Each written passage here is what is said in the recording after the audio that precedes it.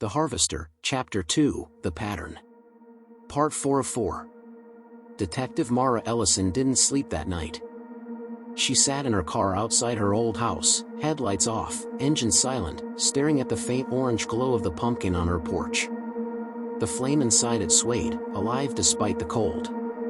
She waited for it to die out, but it didn't. At dawn, she approached it slowly. The wax had melted into a pool around the base. The candle still burned, impossibly steady. When she lifted the pumpkin, she found something beneath it, a small envelope sealed with wax, marked by the sickle emblem. Inside, a single line of writing. Return to the soil, keeper of the seed. And below it, a date. February 2nd. That was 12 days away. She didn't know what would happen then, another body, another ritual, or something worse, but she knew she couldn't wait for it.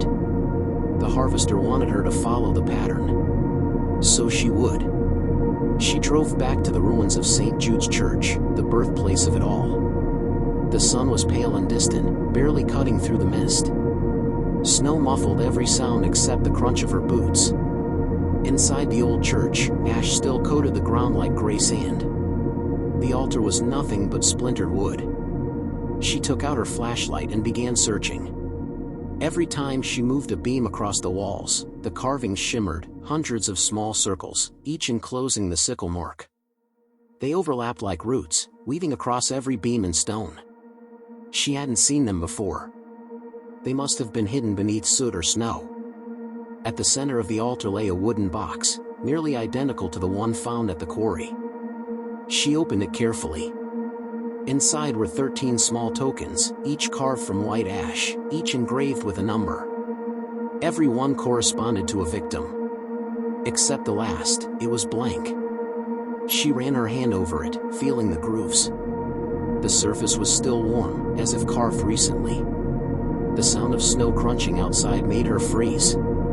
A figure moved past one of the broken windows, tall, still, carrying a lantern. She turned off her light and drew her weapon, stepping slowly toward the door. The wind howled through the rafters, but she heard it clearly, a man's voice, low and calm, humming an old hymn. It was the same melody her father used to hum when he worked late nights in his study. When she reached the door, the figure was gone. Only the lantern remained, swaying from a tree branch, its light casting long shadows across the snow. That evening, Ellison returned to the station and locked herself in the records room. She pulled every file on Reverend Paul Harrow and cross-referenced it with her father's old case notes. There it was, a name repeated in both. Daniel Harrow. Her father's handwriting appeared beside it, scrawled in the margin. He believes he's the seed. Below that, another note in different ink. And I am the soil. Her father hadn't just investigated the Harrow Church. He'd joined it.